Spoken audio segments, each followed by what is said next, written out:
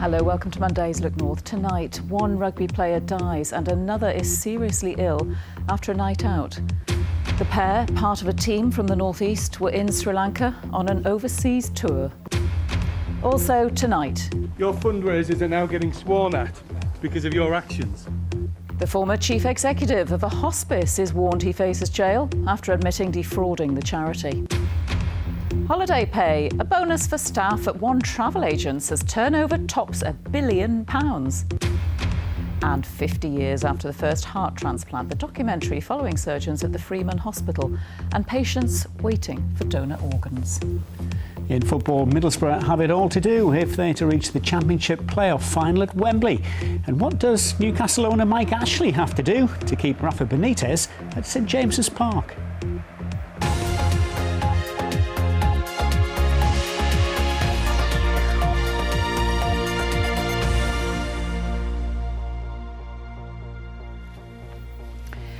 They'd travelled the world playing the game they loved while raising thousands of pounds for charity. But tonight, the Clems Pirates rugby club based in Durham is mourning the loss of one of its players and hoping for positive news about another who's critically ill. The team were taking part in a tour of Sri Lanka when the pair developed breathing problems after visiting a nightclub in the capital, Colombo. Our correspondent Mark Denton is at the club's ground in Durham tonight. Mark.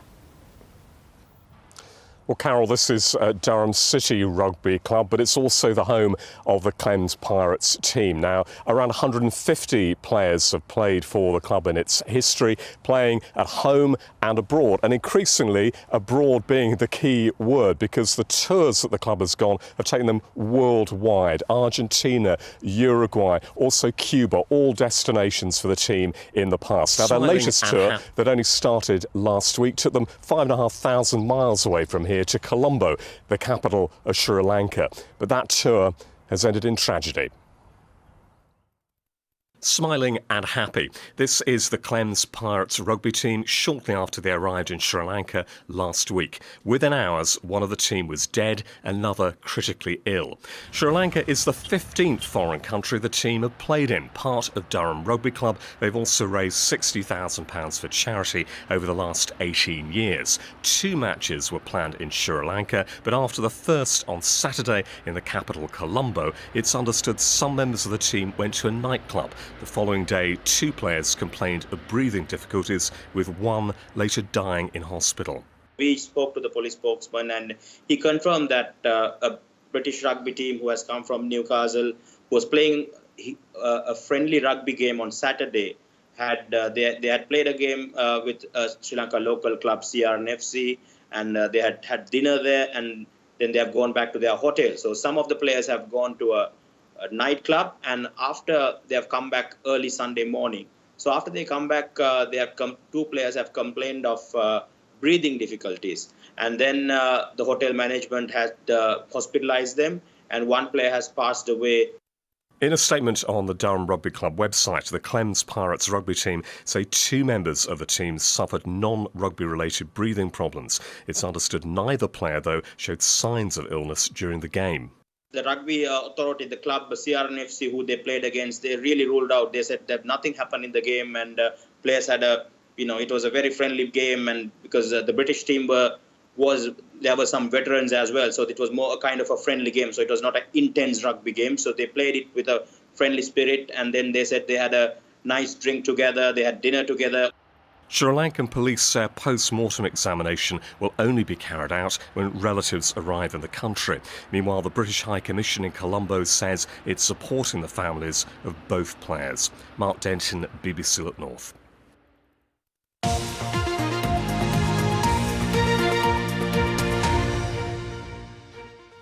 The former boss of one of Teesside's best-known charities has been warned he faces jail. 62-year-old Graham Leggett-Chidgey admitted using a credit card from the Butterwick Hospice for his own personal expenditure. The charity said the skilled fraudster had badly damaged its reputation.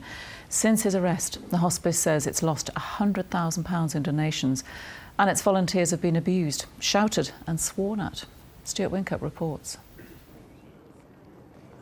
Graham Leggett Chidgey claimed he was the victim of a witch hunt, that the allegations against him were lies. But today he finally admitted what he'd done. You stole money from the sick and the dying. No comment at all? No comment at all? You don't want to apologise to anyone? People have raised money. Your fundraisers are now getting sworn at because of your actions.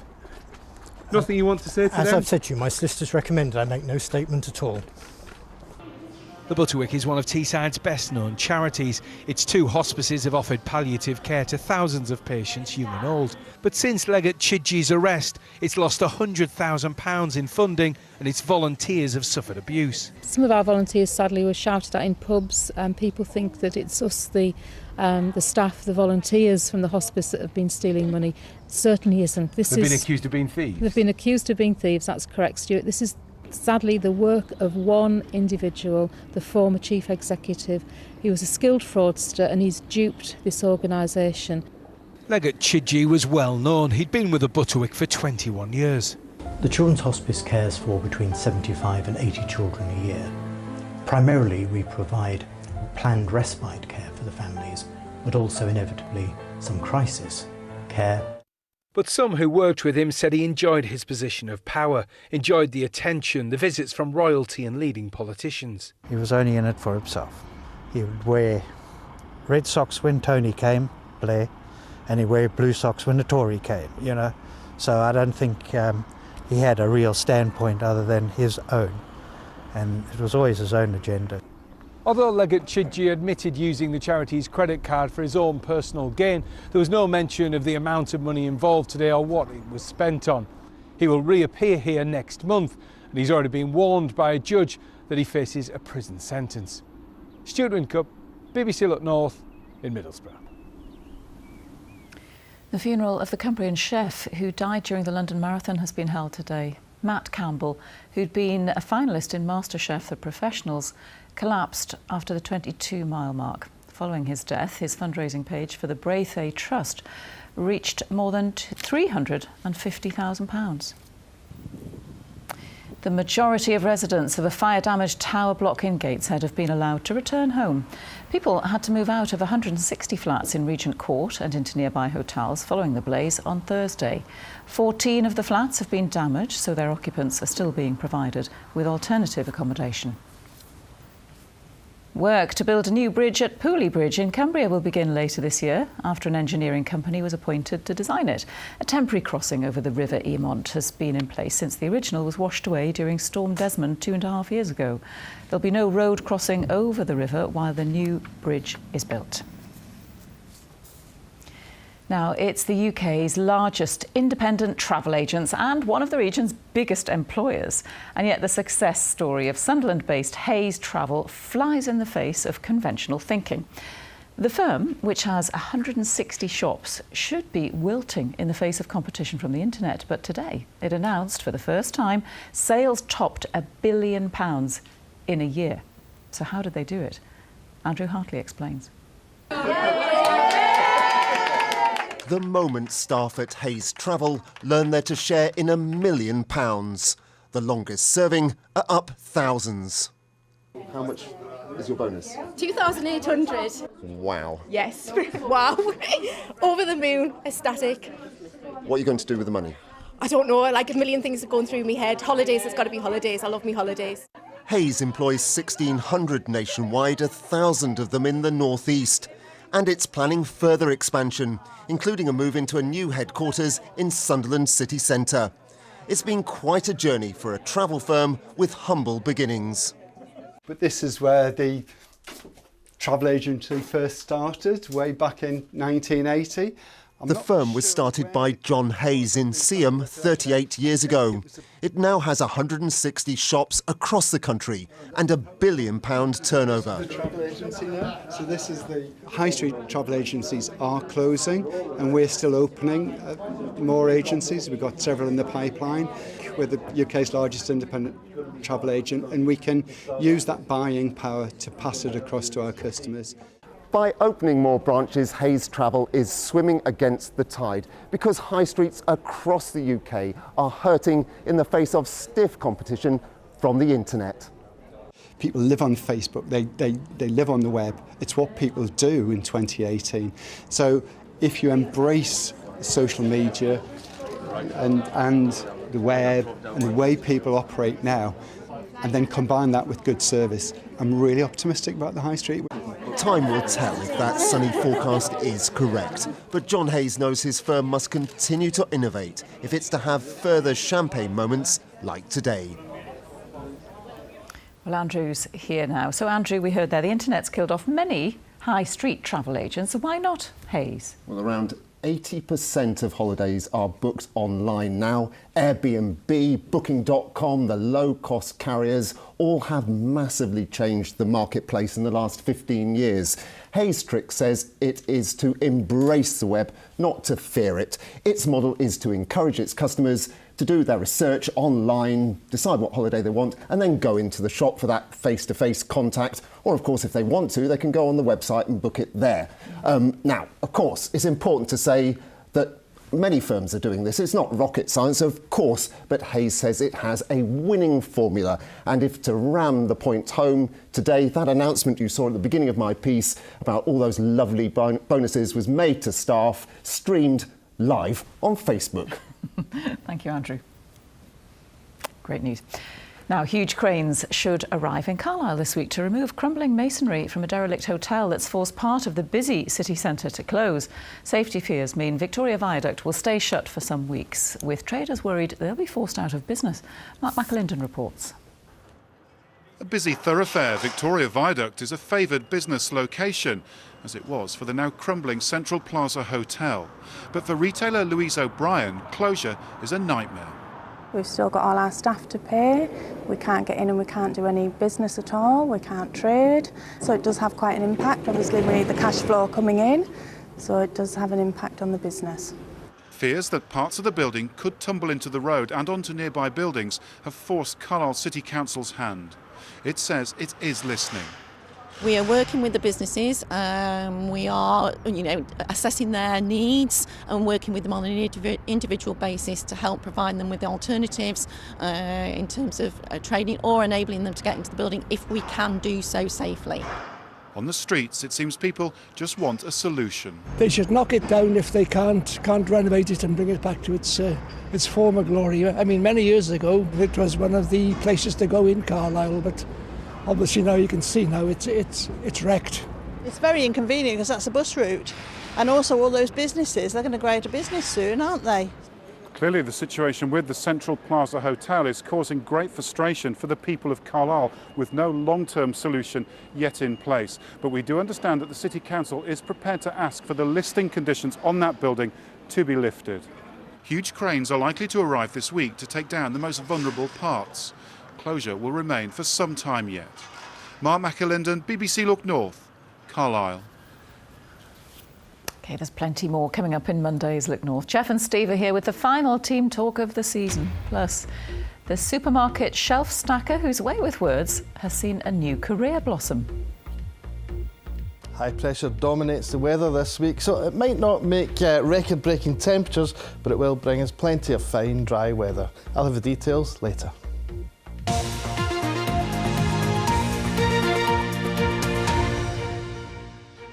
50 years on from the first heart transplant, the lives of people waiting for new organs is the subject of a BBC documentary tonight. The programme, filmed at Newcastle's Freeman Hospital, looks at the chronic lack of donors and the effect on patients. One of them, Joe Donnelly from Stockton, waited nearly 800 days for a new heart to become available. Julie Smith has been to meet him. It just started with a cough. It could have gone anywhere, but it went to my heart, and that's what started it all off. Joe Donnelly's health deteriorated. He was admitted to hospital. He needed a new heart, and he had to stay until a donor became available. I just lost the will. I just didn't see any way forward, but due to support from my wife and my kids and family and friends, you realise you're letting them down by giving up. A new donor heart has just appeared on the system. It's a match to Joe, but the heart also matches another patient in a different transplant centre. I'm really sorry. It's not good news, Joseph. Right. The other centre who was ahead of us has accepted it for their patient. Right. So that means you won't get your transplant today. Right. I'm really Okay. sorry. That actually happened quite a few times.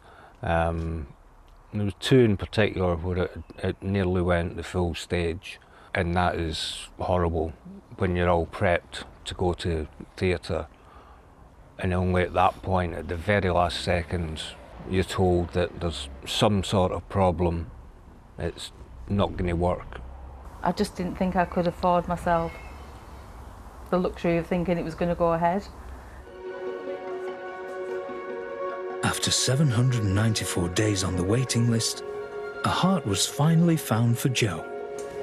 So ecstatic that I probably don't remember. It was just a case of, right, here we go, let's get it done. Julie Smith, BBC Look North, Ingleby Barwick. And heart transplant, A Chance to Live, is on BBC Two tonight at 9 o'clock. OK, it's time for Jeff and Steve now with the final team talk of the season.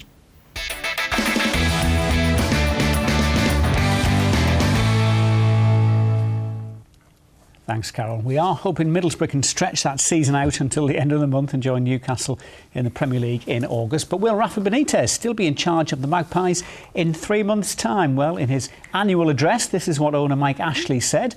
Rafa, as always, has my full support. And contrary to some media reports that portray me as a pantomime villain, surely not. I'll continue to ensure that every penny generated by the club is available to him. I hope very much that Rafa will remain at Newcastle United. Well, fine words, Steve. We heard something similar about a year ago. Do they mean anything? Annual report. We've seen it before. It's just an attempt to calm any fears and speculation. It's up to Mike Ashley now. He has to prove it. He has to give them guarantees because the self-destruct button's never far away, is it? Absolutely. Well, 10th place in the Premier League, you have to say, great achievement with the squad that he had. Overachieved massively. Manager and players, huge credit. Be a big ask to do it again without that investment. Absolutely. Well, a message from the fans was clear enough, and the man himself must have been moved by the reception he got at the final whistle. It was the same last year. I was there last year, the championship season as well. Brilliant. He has the respect of the fans, which is not easy. They have the unity. Will he get the money to get them in the top 6? No. But they could generate maybe 40 million, and if he's given the same, they could maybe move up into the top 8. West Ham possibly here might be looking for a new manager. That might be one of the teams who'd be... They are long-term pushing. admirers of him as well, so they have to get this contract situation sorted out while he's only got a year left. If they don't back him, it's a very strong position as well. It was a great way to finish the season, and they weren't actually that far away from Europe in the end, which was crazy when you think the relegation was a worry. I don't think you can get carried away. 10th is a brilliant achievement, but for that 4-game run, it shows you just how fragile Premier League status is. Yes, and at the end, I say, Newcastle fans really appreciating Rafa's job. But what did he think of it all? No, we keep talking about where we are, what we want to do, and how can we improve. And then we will try to be in the same page. The club's in a great position to really kick on if obviously the manager obviously gets the spending that he wants, and I think that's imperative this summer to get that right. And I think if we get that right, then this club can go places. So Newcastle season is over. We are hoping Middlesbrough will have 2 more games to play, but it's advantage Aston Villa in their Championship playoff semi-final. So it's win or bust for Borough in tomorrow's second leg if they're to make it to Wembley. Great reception at the Riverside for their former goalkeeping coach, Leo Perkovic. Awful what happened to him, definitely. Yeah, lost 2 daughters in a car crash late last year. And he came out and really stoked the crowd up. They'll need more of that at Villa Park tomorrow. His tie's not over. Villa Park's a tough place. Yes, they have the very experienced Steve Bruce. I've played with a few of their players. They're streetwise, they're experienced. They handled Traore well, but the expectation at Villa Park will be for them to be on the front foot, and that might lead to more space for him. Yeah, that was about the only time, that incident, where Traore actually got away. Jack Grealish, great game, very influential for Villa as well. Talented player, and Steve Bruce is getting the best out of him, but they're still in there. The first goal is vital. This brilliant save from Randolph keeps them in the tie. Said Villa Park can get a very edgy score first, game on. Daniel Ayala injured though. If he misses, that's a big miss for them as well, isn't it? To get through, I think they need him fit, definitely. Yeah, fans though haven't quite given up yet. Tough, very tough game, but you know, it just wasn't our day. You know, we just didn't seem to know we could get going. I don't think it's a written off. I think we've still got a chance. Disappointing, isn't it? Yeah, but we'll have to try a lot better on Tuesday. If we get the next goal, it's game on. If they get the next goal, I just fear that the tie will be over and it'll be Villa going to Wembley. The mindset for me is just go there and make sure that we clear our minds, dust ourselves down, and give it the best we can. And that hopefully that will be good enough. And we'll be live at Villa Park tomorrow night. Elsewhere, big decisions to be made by Sunderland and Carlisle, both in need of a new manager. And the Black Cats, of course, also need a new owner. Stuart Donald and his consortium still awaiting the go-ahead from the Football League. Needs to go through, Steve. Just needs to happen. Clear the decks, change the ownership, change the mindset, change the culture. See this as an opportunity to start again. Chris Wilder still favourite for the job? A few whispers it could be close, so I think it'd be a good appointment, done a good job at Sheffield United. Oh, and a new manager needed at Carlisle as well. That's a good opportunity too. Keith Curle done a good job there, and the clubs need to get this sorted before the attention switches to holidays and with the World Cup round the corner as well. Indeed. We'll have 3 teams in the National League next season because Harrogate Town won promotion from National League North yesterday, so they can look forward to derbies with Hartlepool and Gateshead. Good win against Brackley. I played at Harrogate a few years ago in pre-season as well. I've played on that slope and I can picture the place bouncing, Jeff. Well done to them. 3-0 in the playoff final and the full time, which also helps. Great achievement. Well, it's a totally new chapter. A lot of excitement ahead. We've given ourselves an opportunity now that we don't want to just waste. We just want to continue with an upward trend and upward curve, and hopefully we can hold our own. Let's hope so. Right, Steve, thank you very much for your help over the last 9 months. Back next season. Oh, well, thanks for having me, and if selected, Jeff. If selected, good man. We'll have you, I'm sure. OK, well, on to boxing and the first professional contest in the UK for Hartlepool's former Olympian Savannah Marshall, who was unlucky to miss out on a bronze medal in Rio. She was on the undercard of the Fury versus Sexton fight at the weekend and won her 8 rounds bout against Czech boxer Esther Konechka with a second round stoppage. That's now 2 wins out of 2 as a professional. And in Rugby League, Whitehaven's Challenge Cup campaign came to an end with a crushing defeat by Catalan Dragons, Haven losing the 6th-round tie by 56 points to 10. And this weekend sees the Super League head up to Tyneside for Magic Weekend for the 4th year in a row. There'll be 3 games at St James's Park on Saturday, including a rematch between the 2017 grand finalists Castleford Tigers and Leeds Rhinos, and that's followed by another 3 games on Sunday. Carol. Thanks very much, Jeff. Now, you wouldn't think it would be inspiration for a romantic bestseller, but a job stacking shelves seems to work for one North Yorkshire woman. Jane Lovering from Kirby Moorside shares her time between a part-time supermarket job and writing novels that really tug at the heartstrings. And she's good at it. She is. She's already won 2 awards. Each story begins its life in a local cafe, where Jane's become a regular. As Heidi Tomlinson reports. There's more to this shop assistant than meets the eye. The clue's in her name, Jane Lovering. While stacking shelves in Kirby Moorside, she's dreaming up romantic fiction. She knew about me now, and I felt as if I'd darkened her life a bit, bringing the filth in from the outside. Like this little bit of Yorkshire with its big old house and big fields and trees, nearly as old as the horizon, had been all clean and shiny till I came in, and now it was rusty and rotten. Well, this is the Penny Bank Cafe where Jane likes to do a lot of her writing in Kirby Moorside. In fact, she takes inspiration from all around this area. All my books are set, well, most of my books, shall I say, are set in Yorkshire, in or around Yorkshire, York, up on the moors, because it's just such a wonderful place to be, and plus I can do research without leaving the house. There we go, Jane. Americano with cold milk. Or even the cafe. Jane began writing 10 years ago. The latest book, Little Tea Shop of Horrors, refers to a house very similar to Nunnington Hall and a birds of prey centre just like the one at Duncan Park. It's a formula that's working because her book, Christmas at the Little Village School, has just won Love Story of the Year. She puts the success down to real-life characters. If pretty people fall in love, then why should we care? Most people aren't totally beautiful millionaires. So it's about real people who struggle to pay the rent, get holes in their shoes, fall over in mud.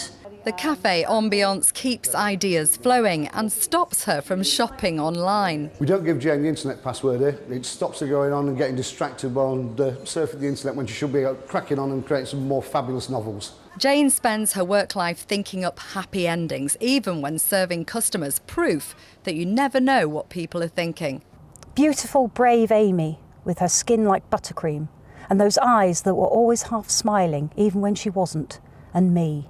We were like a family. Heidi Tomlinson, BBC Look North, Kirby Moorside. There you go. Hot under the collar for more than one reason tonight, we are.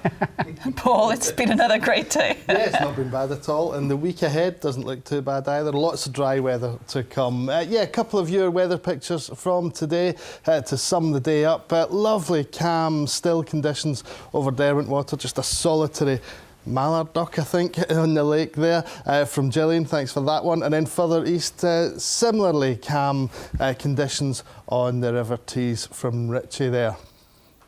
Now, high pressure dominates through the coming weeks, so there will be a lot of dry weather. There will be plenty of sunshine at times. The winds will be light, but the wind direction at times will keep the temperatures on the cool side. Now, it's been a fine day today. The satellite picture shows some bits and pieces of cloud out to the east, some bits and pieces of cloud out to the west, but largely clear skies for our neck of the woods. It's largely clear skies this evening as well. Bone dry, and as we head through the night, we'll start to see some bits and pieces of low cloud coming onto either coastline. So maybe one or two fog patches just brushing along the Cumbrian coast, maybe the North Yorkshire coast as well, come the tail end of the night. A chilly night, not quite as cold as last night, but temperatures down to 3 or 4 Celsius at the lowest come tail end of the night. So it's a dry start tomorrow, plenty of sunshine. Any patches of fog along the coast will tend to clear, and most places fine, dry and sunny through the day. There will be a tendency for cloud to increase from the northwest late in the day, but it will be late in the day. I think most places essentially fine, dry and bright tomorrow. The temperatures, like today, into the high teens. Generally, highs around about 19 Celsius in eastern areas at 66 degrees Fahrenheit. Now, this thicker cloud that's coming in from the northwest tomorrow night comes courtesy of a cold front, a weather front. That's it there. It will bring some cloud, maybe a few spots of rain tomorrow night. Then it clears away, and that high pressure dominates till the end of the week. Initially, a northerly breeze coming round the high, but by the tail end of the week, with the high centre right over the top of us, the winds fall very light and variable. So tomorrow is a fine dry day. Again, temperatures in the high teens, as I say. Wednesday, that wee bit cooler behind that cold front in that northerly breeze. Temperatures typically in the mid-teens, 15 Celsius, a typical number for Wednesday afternoon. Thursday and Friday, well, we've still got a hint of a northerly on Thursday, so similar temperatures even with plenty of sunshine. But as the winds fall light and variable tail end of the week, temperatures slowly start to pick up a bit. I'll stick my neck out. It looks mostly dry for the weekend as well. Carol. Oh, yes. We'll remind you of that. We will.